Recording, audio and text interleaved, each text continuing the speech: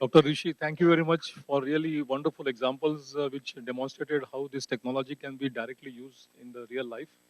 And I think some of the examples were also practically were not known to me. It was really an eye opener, very interesting. Thank you. So, Mr. Rajesh, I think it's your turn now. Good afternoon, everyone. I know it's a Sunday. It's 1:24 in the afternoon. If I can, if I don't do justification for to keep you guys fully engaged, I think I'm going to file. So I'll make it interesting before we get to the lunch. Right. Uh, the two things which makes for me is no city. The question mark which is there, you see, is the quality of life and sustainability. Right. So what I'm going to look at is that how themselves need to converge so that it becomes so simple for actually what we want to achieve is a set of services for civic which needs to really bring the quality of life and sustainability, right? Basically being a technologist, but my focus has been providing technology solutions for various industries and markets including smart city umbrella, right? We know this is a pretty comprehensive landscape for smart cities. If we even just you look at just one, a smart governance, which I think is a lot more relevant for today's topic that I've been asked to share with you. It's about how do you make the delivery of the governance services a lot more effective? How do we make the technologies seamlessly help to enable that, right? Keeping that as a focus, we see there is two elements to that. To make what you call as external. External is about how do you make the transparency and citizen-friendly information services. To make them available, we need to have the technology solutions that makes it a lot more viable, a lot more easily implementable by different municipalities. At the same time, the effectiveness can come only if you have the internal efficiencies, which is going to make them happen. So the efficiency in terms of automation of the processes within the organization, within those specific municipalities or within those specific organizations has to also be looked at the same time to make what you want to have as the services which are going to be a smart governance services for the citizens. Before just going to show some of the practical examples and solutions that I'm sure that's going to attract you and some of the things that you can quickly relate to, I want to just touch upon 5 technology convergence. I feel it's extremely important that technologies themselves has to converge to be able to solve the problems, especially the scale at which we need to solve the problems for India in terms of the urbanization growth and smart cities. This is known. You guys seen this, that this is the pretty simple example of if you can instrument everything in terms of what's the data coming in, if you can connect them interconnected, you can make intelligent systems, that's what going to make the smart in everything. But it's easily said, it's not that easy to implement, right? And interestingly, this is again, you would have seen Gartners of the world, IDCs of the world talk about, McKinsey's of the world talk about, the technologies are also challenged. People think the technologies are available, ready, you could just use them to be able to make the cities, smart cities in various forms. But technologies themselves are getting mature enough to be able to get a nexus within them to be able to what we need to achieve for smart cities. Start from the geospatial.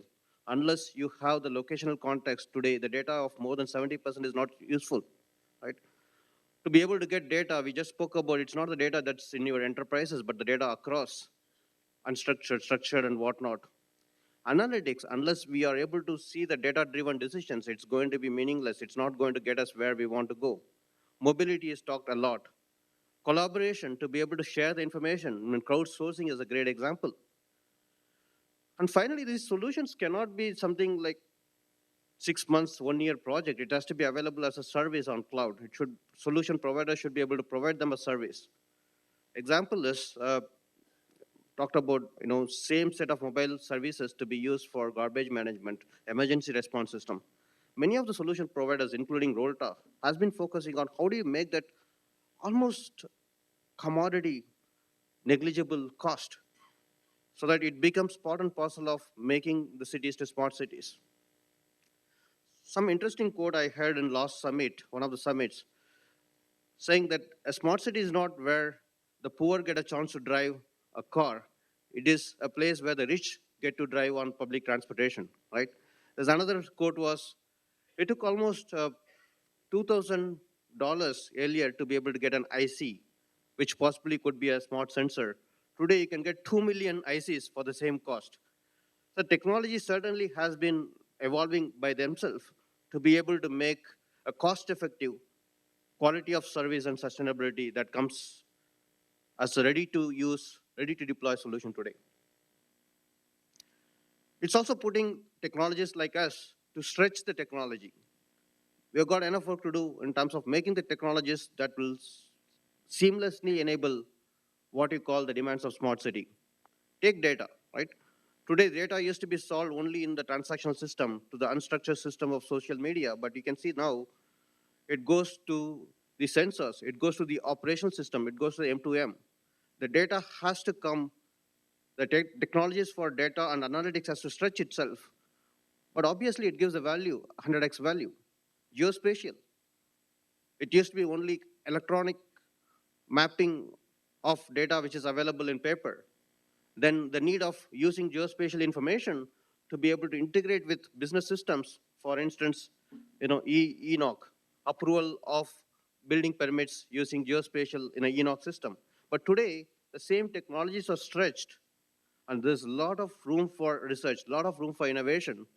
And a couple of things we have seen that making a path-breaking solutions on advanced spatial analytics. One of the states, the solution is given for looking at the spatial predictive analytics of the soil mappings to find out the groundwater availability for the citizens, making it available. It possibly not only saves significant amount of cost and money, but also makes easily accessible information for citizens to use the data. Same for core engineering systems. Talked about core engineering, water management systems, waste management systems. These systems also are now stretched to the extent that you have to get operational excellence on those systems, make it smarter to be able to use it for what is the need for the smart city and the scale of solutions needed for India. And what this calls for is a technology convergence, right? You start with, the approach is start with having data available in a spatial context. Your end state is that you want to have this set of solutions as services easily accessible for the civics. But how do you do that is having the technologies that seamlessly integrate. It could be, for instance, here platforms for communications, open data platforms for getting the information. Today, getting the geospatial information is not easy for you to use it, consume it for creating applications and services. So need-driven technology convergence is driving how the solutions are coming together for smart cities. If you want to just capture as one slide looking at how this need-driven technology convergence is evolving, is just 4 pillars. First is geospatial becomes extremely critical. That's the reason the prerequisite for any smart city is today you need to have a spatially enabled city plan, right? Unless you have a spatial enabled context of the data, which is almost 80% today, that becomes one of the core pillars for the technology convergence. Second is the data. The data for making decisions, data for creating the solutions resides significantly outside the enterprise. And many of this data has to be seen as a common data. It doesn't make sense to replicate the same data for various times. You have to have a centralized data platform. That's what an open data platform. Where the data is coming, IoT also gives the data specific to those utilities and specific to those infrastructure. And third is the ICT. It's talked enough on this, the value and key role of the scalable information and communication technologies becomes very critical for the technology convergence for smart cities. And fourth being actionable analytics. To be able to make sense of the data, to be able to get it real time. We spoke about how do you use crowdsourcing for getting the real time information of what's the situation on the sewage, what's the situation of the potholes. The analytics on the fly becomes another key pillar. This four becomes a significant four pillars to converge.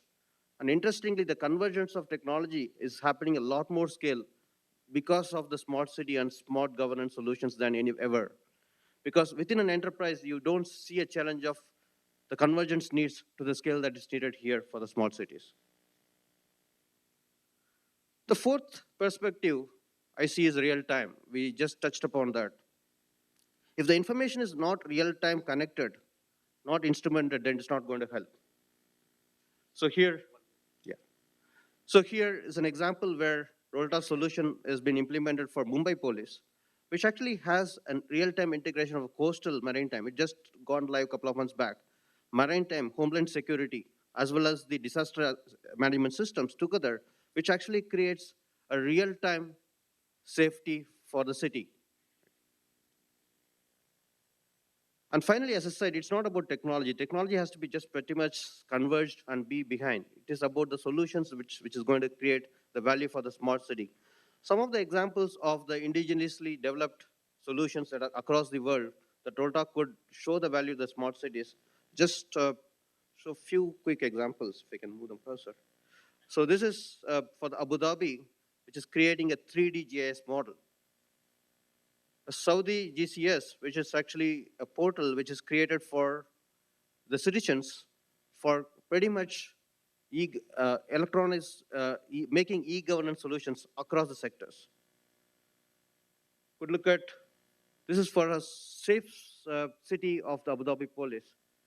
This is for Mumbai Police, which I just mentioned about how it integrates for various different homeland as well as the coastal. So these solutions are readily available today, as we spoke about. It is about how do you get them to the specific municipality, specific urban development, to make them available for the civics. And that's going to be something that we are going to drive with the various different platforms today available with the government and the initiatives on the smart cities. And last but not least, this is what I call as zero. It's not the 1, 2, 3, 4, 5, which is the structured approach. And that is where the governance piece comes a lot. It's not about technology, it's not about solutions. How do you do that in a governance approach? Just next two slides is about how we could do a Dubai, for instance, working closely with them to make the initiative of smart city. They came out with, at a leadership level, pretty high leadership level, that in 12 months, they would like to have all the e-governance services mobile enabled. This was given. Unless you have your services or e-governance solutions on mobile, you are out. You are not going to be the person responsible for driving that particular services portfolio. And then the effort called on creating a plan, starting from how do you make the strategic as well as the data and solution specifications, and creating a data model for each of the different services and a centralized data model for the smart city. Using that, then the different solutions available, different platforms available to create the IP-based solutions that's provided to make almost all different services for civic services on Dubai today are mobile enabled.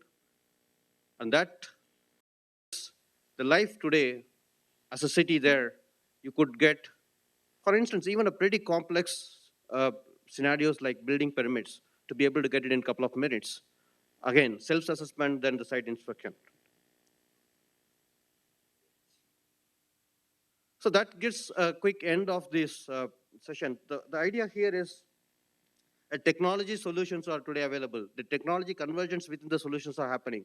But what's important is that how do you get that to solve a specific problems that the municipalities they have, the urban development they have, is what something we as a company is working together with various authorities to make it happen. Thanks a lot. Honorable Chidale sir, dignitaries on the stage, my fellow speakers, colleagues here, all the dear friends, thank you. Congratulations for making a choice between listening me and enjoying the lavish Sunday lunch there. It's not lavish. I was told by the organizers that they have some Alfonso dessert, which is going to come little late, taking late more advantage from you. So whoever goes late is going to have that.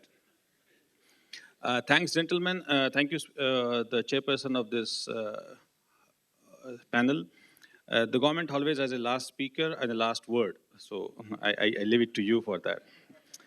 So it was just a chronology, but it happens like that. We talked about 1.5 days about smart cities. I could see the ant there. I'm going to talk about that, how relevant it is here, which we see here. But let me congratulate Vignan Bharati for selecting one of the best issues, which is now churned about, and congratulations to them. Please convey my best regards to all the organizers from the Velankar Institute as well. For bringing in the right people. We are hearing about a lot about smart cities and ICT technologies and governance. The governance was not given that priority till now because the special is there, and I represent the governance part. So you will be little interested to know about what all this we're talking about, how it goes into process and into implementation.